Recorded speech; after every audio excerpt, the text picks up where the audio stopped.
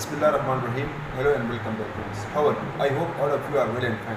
It's me, Muhammad Kamil Khan, and you guys watching Kami Microbiologist channel.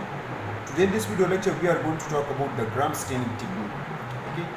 If you remember, guys, in the previous video lecture, we talked about the gram positive and gram negative bacteria. Okay. So before going to start this video, you need to understand the gram positive and gram negative bacteria, because in this video lecture, we are going to talk about the gram staining. And in gram staining, we are mainly going to watch that what is actually how the gram positive bacteria and gram negative bacteria will be look like. So if you don't know about the gram positive and gram negative bacteria, you can go back to my channel and watch about the gram positive and gram negative bacteria. So today in this video we are going to talk about the gram staining. So please stay tuned and keep watching. Let's start the video.